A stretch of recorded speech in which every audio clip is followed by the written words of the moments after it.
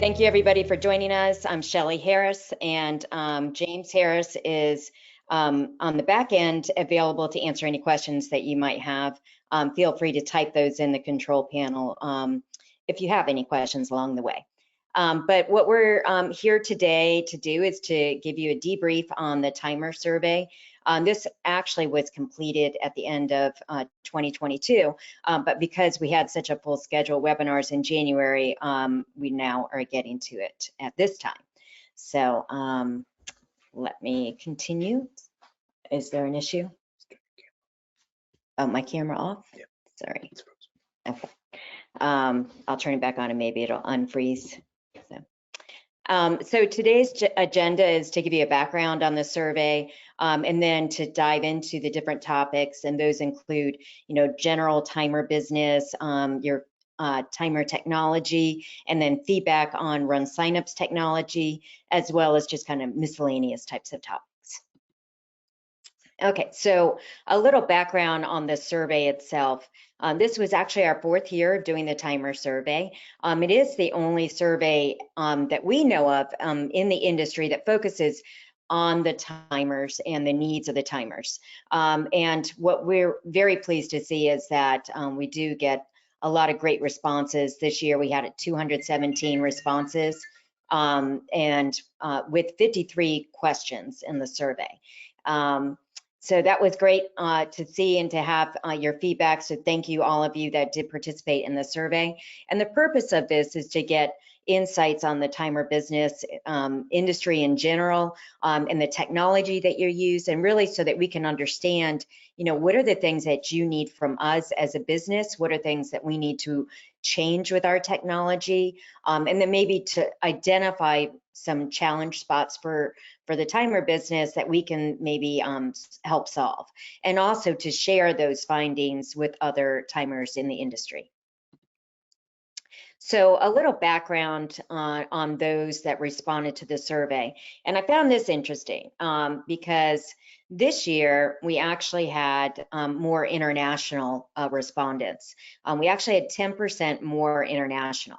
And it makes a difference because as you'll see, we're as a company, RunSignup, this survey tends to be a little bit skewed in responses from RunSignup, for timers that use RunSignup technology. And, that you would expect that because we're sending this out through email. We try to get it out, email to our database of timers, but we do try to get it out to the general public. And obviously we're doing a better job of that as, with a growing international response. But this also affects some of the responses, and I'll talk about that you'll see. But we do have a nice blend all across the country, which is great to see. This southern region actually had a little bit more reduction, but it's nice to see a good, healthy blend of feedback or responses. So the number of events is one of the questions that we ask. And so we ask, timers, how many races does your company time or provide other related race day services?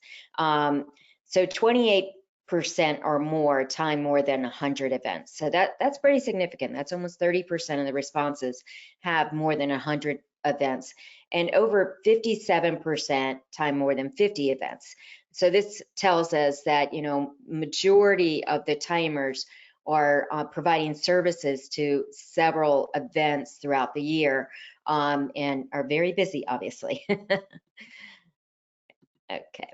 And then we asked, what registration companies do your events primarily use? And this is where that international component comes into play, because again, we always say that this data is going to be a little bit skewed in regards to the RunSignup category. But as you see, from 2021, we had 87% of the respondents were RunSignup as a primary registration provider, and it went down. And so that would be in line with having that 10% more of the international. We do expect RunSignup to have greater percentages just because of its market share.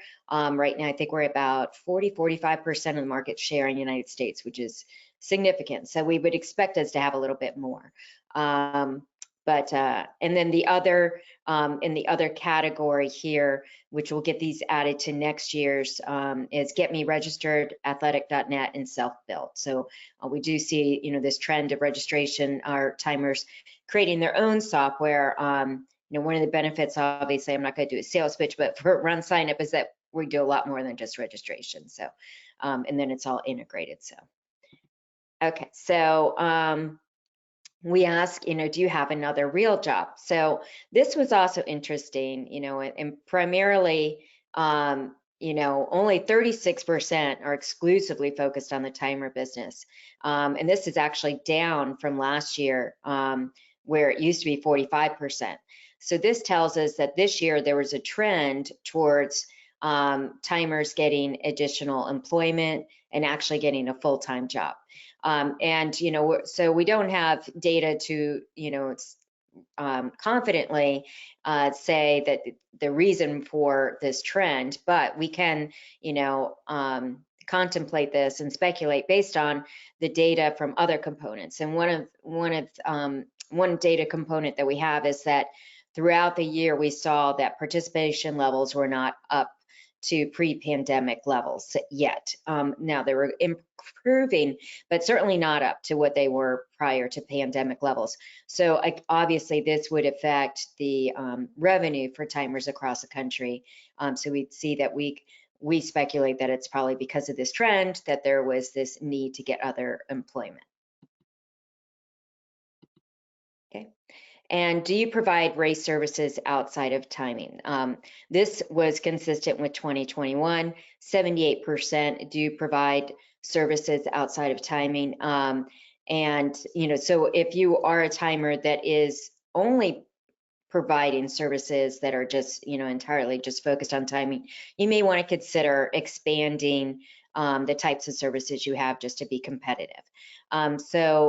The top one, which is, most would say this is obvious, is race directing and event management. That's a pretty broad category. But then course certification and setup is number 2, and then item rentals is number 3. Event marketing is number 4, and then custom shirts or bibs. And I won't go through everything here, but they're all the types of things, custom websites and things that you would expect in race staff and volunteer management. The other types of services that people mentioned were registration management, medals, and safety and security management. So we asked about staffing, because obviously this tends to be a concern for timers. So we asked, how much is staffing a challenge for you? And the range was no problem, fully staffed, to can't find people. So you see in the blue is like the no problem. So 41% said no problem. However, 36% report a significant level. So it's over on the right side of the curve, that 36% have a significant challenge with staffing compared to 26% in 21. So this grew by 10%, which is significant. Now, what's interesting is turnover is not necessarily an issue. It's just the initial staffing, having enough staff to support the races along the way. That's the challenge, not necessarily turnover. So keeping them isn't an issue. So we asked, what are the ways that you're addressing staffing challenges? And this kind of changed from last year. So last year there was like a lot of creative things of, asking friends and family, getting with schools and things like that. And that was still there. But the number one way timers are addressing this is through increased pay. In fact, someone said that we're now paying a full-time salary for 3 days of work. But this was continuously throughout all the comments, people are saying that they have to pay a lot more than they ever had to before. And then there was some approaches included remote timing and also other ways to reduce the needed staff, such as using race day registration in the check-in app. So looking for ways to reduce that staff. And then one idea that I thought was interesting that I've seen other timers do, and I'm sure that many of you today's webinar do, but maybe you haven't, is collaborate with other timers. So I mentioned this because, if you don't know your timers in the area, that might be something to do, is to kind of reach out to your other timers in the area and look for ways to collaborate and share resources. But I do know of several timers that already do that, and that they may go provide support staff if they have a slower weekend and so forth. But a lot of people said that they're just not sure how to address this. So hopefully this gives a little bit of ideas to those that aren't sure. These, obviously the pay, it has to come from somewhere. So, it's looking at ways to get the race to pay for that added staff. So now let's go into the timer technology side of things. So, and this is more on the general business side. We asked, did you start offering new services or use new technology this year? And 36% added new services, where previously last year it was 62%. But the reason for that was in 2021, we were just coming off of the pandemic. So people were starting to go back to actually scoring people on site.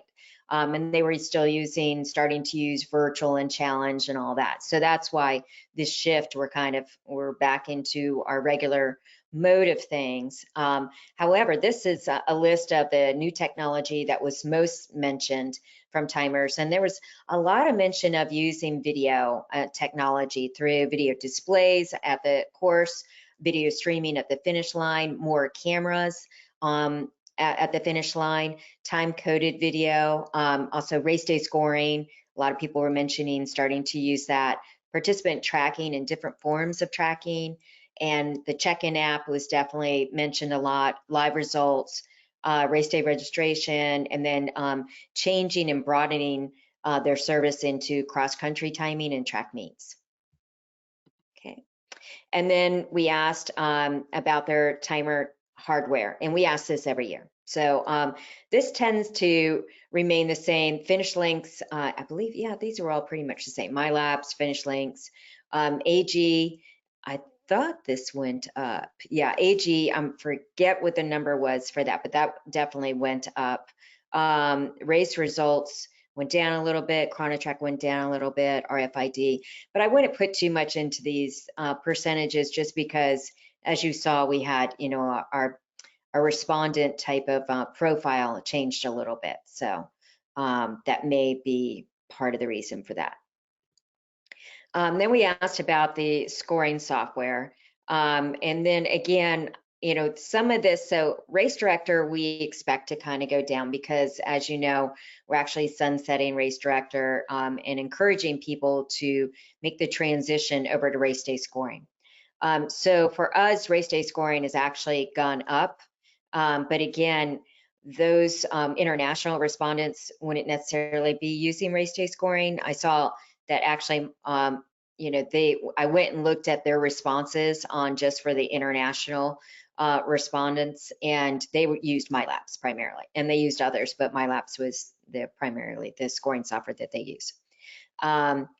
So I think that was all with this, but it's all the names that you would expect. And then we asked, are you using older scoring software, and are you planning on updating to more current software? And I just found this interesting that the majority are using newer scoring software, so that's good to see. But there's definitely people considering that maybe they should change this year. But we do have these holdouts of the 15–16% saying that they're on older software, but they're not changing. So hopefully we'll get them to change over. So then we asked about participant tracking. Do you offer participant tracking? And majority offer 69% some form of tracking. Maybe it's just results only, or there's split alerts based on timing equipment, continuous tracking using GPS technology, but majority, they offer some type of tracking. And then we asked, if you're using an app to provide tracking, which do you use? Now, we would expect RaceJoy to be heavy presence here just because of, its RunSignup's tracking app. And so again, that goes with that having that kind of a little bit skewed towards RunSignup. We did have a decrease from 2021. Again, our respondents profile is different. They one of the things, if you are an international timer, I know that this is some get a little frustrated because for the international timers, they're not able to have access to RaceJoy as through the certification. They're not able to have the zero pricing that they can then charge for the services. So just because we don't offer RunSignup's registration through international outlets at this time. So for us to recoup any costs with that, we'd have to charge for RaceJoy. So I know it is a pain point for a lot of timers that want to use RaceJoy. We get a lot of requests, especially in Africa and so forth. But in any event, so MyLapse also decreased by 8%. Custom tracking increased by 10%. So thought this was all kind of interesting, the decreases, but definitely the custom ones went up. So just to interject here for a moment, some of the stuff's coming up about some of these numbers, and it kind of going back to the registration. And as Shelley pointed out at the very beginning of this, we did have, on that very first slide, a significant 28% international crowd.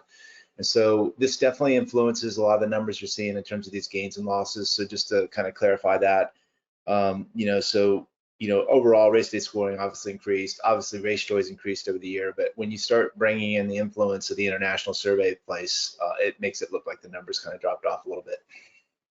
Yeah, and next time we'll just pull out so we can do side-by-side comparisons. If you're not offering participant tracking, so, and I do want to just kind of reinforce that so for our numbers, when we look at our data and the number of timers that are using number of races, the RaceDay scoring is actually increased by 35%. So that's where this is kind of, it's a little skewed. Okay, so if you're not offering participant tracking, why not? So a lot said that they don't have the time, or they feel like it might be too expensive, but really the majority, they're saying races aren't asking for it. And I find this interesting because 70% of timers are offering some form of tracking. And sometimes, I would encourage you, if you are a timer, this is actually something that even if your races aren't asking for it, should be part of the services that you're providing, because it's so in line with what you're already offering. So even if they aren't asking for it, it's a nice add-on to your services, and also something that participants want and spectators want. Now, it's nice to see that people don't feel like it's as risky as it used to be. So only 2% felt like it was risky. Now, those that are not sure what to do to provide it, definitely reach out to us. We can tell you how to do this. There's different things, even with RunSignup's tools that they have, like with text message alerts and also with RaceJoy. If it's too expensive, for those that get certified in RaceJoy, you get RaceJoy for free, and then you can charge for that service to your events. So, and then others said that they have a lot of mostly smaller, shorter distance events, so it really didn't make sense, which I totally get. If you have shorter distance events with a larger audience or a larger participant base, then you definitely want to consider offering tracking, just because it adds, that just kind of another value to that type of event that people kind of expect at larger events. Okay, so one question, I think this is Brian wanted us to ask this just because out of curiosity, how do you primarily assign bib numbers? And so what's interesting that 59% use pre-assigned bib numbers, and they do it in different ways, either alphabetically or by registration order.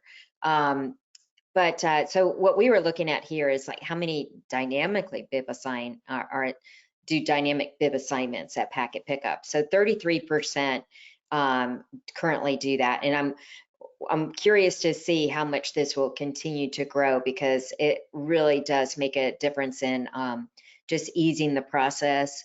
Also, it's a cost savings, and it's so quick. So so I'm curious to see that. And if you're interested to learn more about the dynamic bib assignments, let us know. We have information on that we can share with you.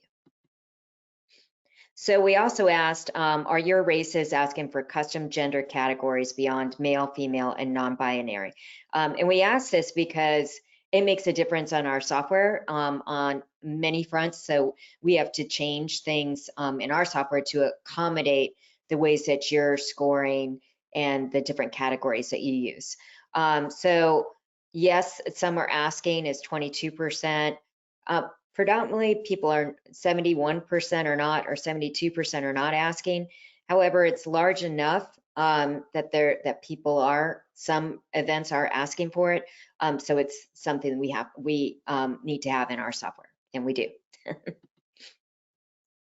Okay, so now let's shift gears and we'll talk about RunSignup's products and getting feedback on our products and so forth.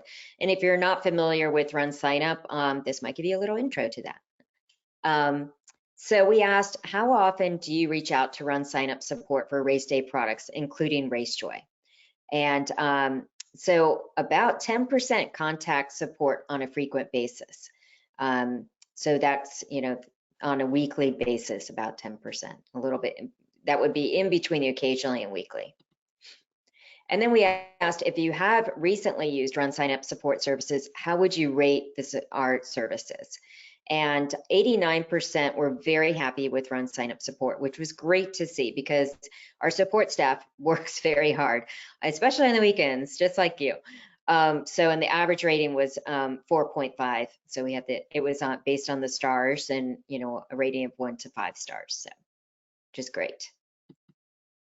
And then we asked, please select the RunSignup RaceDay tools you have used in 2022. And top 5 products were the check-in app, where last year it was the RaceDay registration. So that was interesting, that shift. And then the second one was RaceDay registration, results, bibs, and then RaceJoy.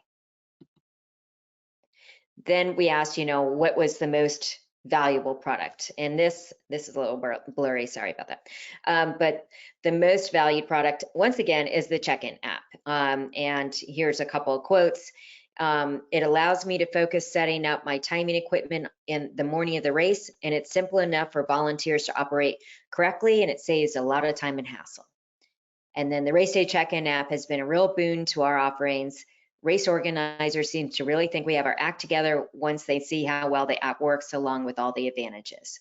So if you haven't checked out the check-in app, then you might want to check it out. It is free for events using RunSignup's registration, and you can integrate it into your database so that any changes in the check-in app gets changed with your database and so on. So we have a lot of blogs and webinars on the check-in app if you want more information on that. So we asked also about the check-in app to further support this is if you have used the check-in app this year, how happy are you? And, we want to see all those smiley faces, the big smiley faces, and the average rating was 4.5, which is amazing. So it, again, just reinforces that people are definitely very pleased with the RaceDay check-in app. Then we asked about RaceDay scoring as well. And our rating for this came to 3.73, still a very fine, strong rating. Obviously, we want to grow that rating to be more smiley faces. But as you see, the negative was not, was only 12%, which is good to see. And I'm very happy to see, and I'm sure our development staff is very happy to see. But we did explore a little bit on things, and we also asked about different features and so forth. But we asked if you're currently using RaceDay scoring, how easy is it to use? 54% found it to be somewhat very easy to use. 46% did not find it easy to use. So what we did with this information, along with getting your feedback on what are the most important product changes and features that we had listed out, we had a development planning meeting at the end of last year to discover ways that we can make the product easier to use.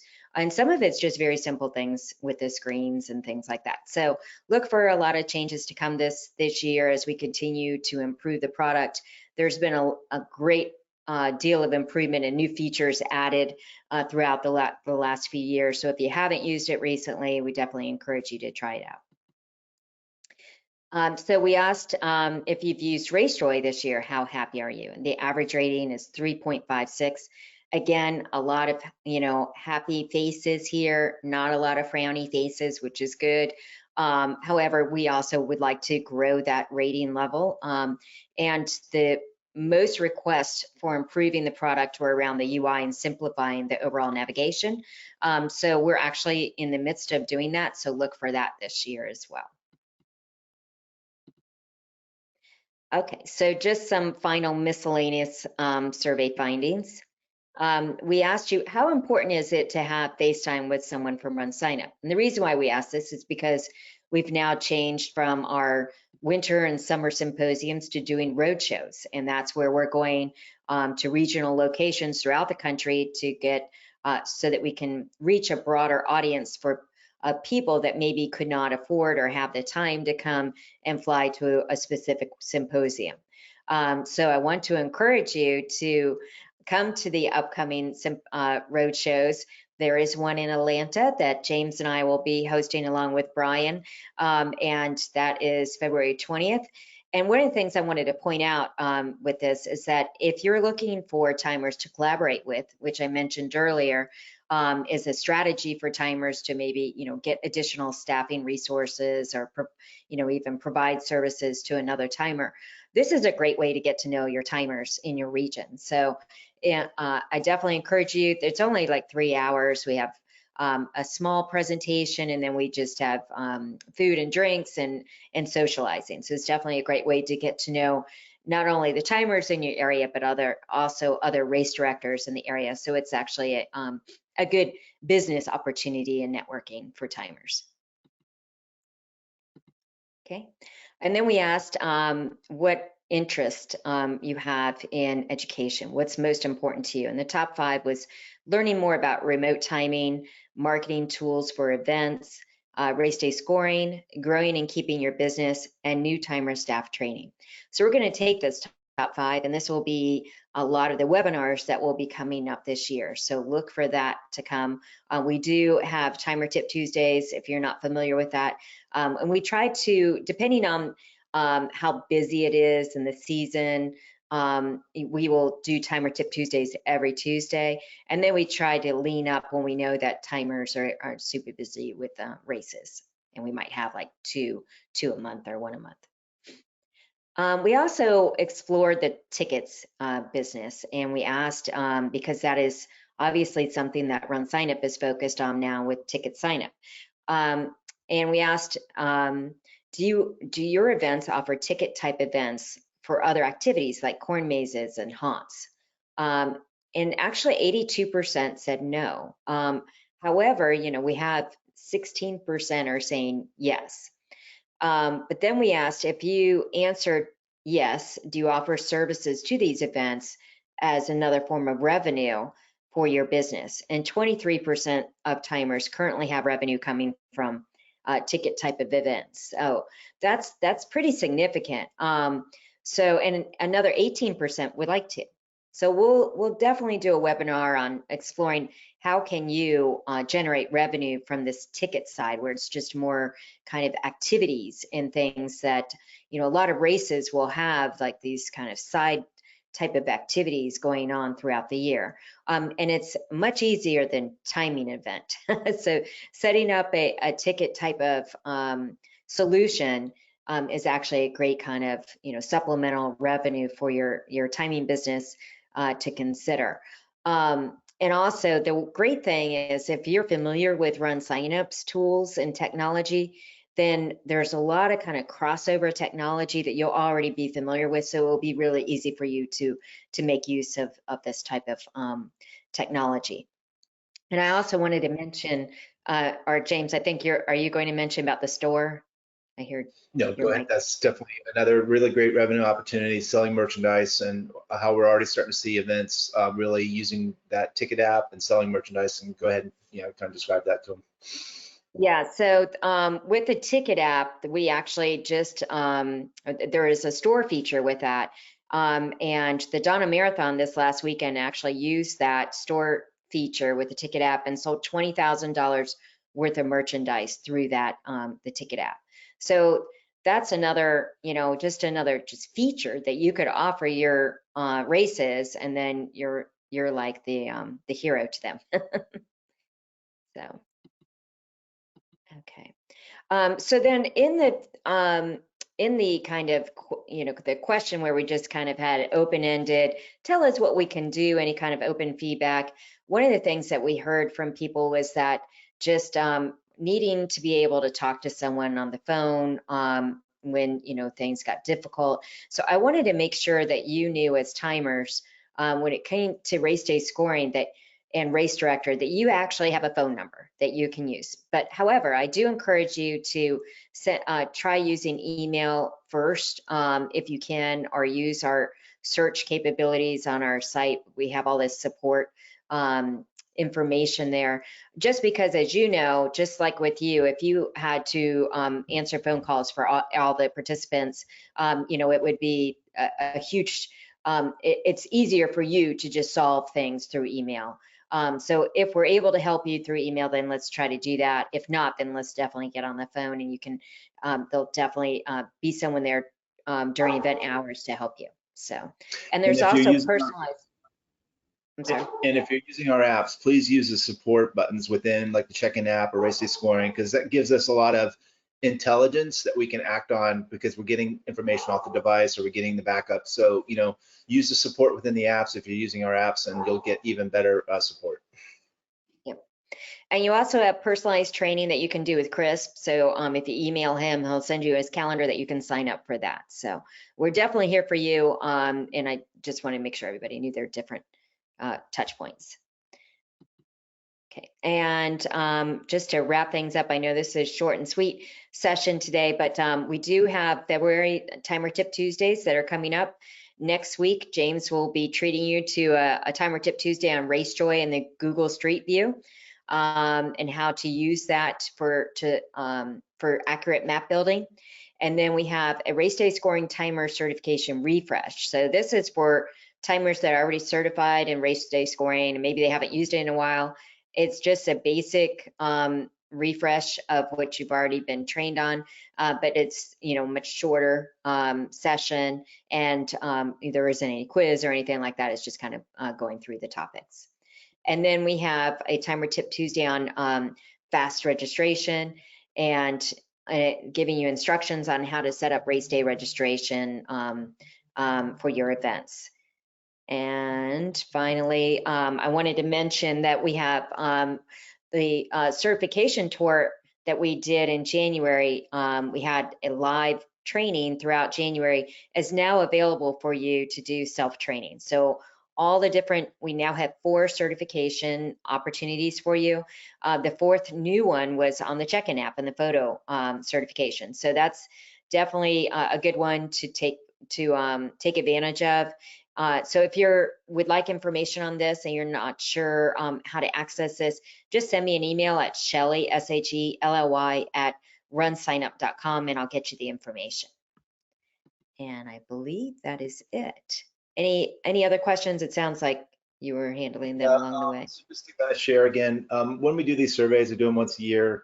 That other category, when we put down other, that provides a lot of intelligence for the next year. So like, for instance, on the registration companies, we may have missed a few this year. So, just always fill out the other, and then Shelly uses that to help build a better survey next year.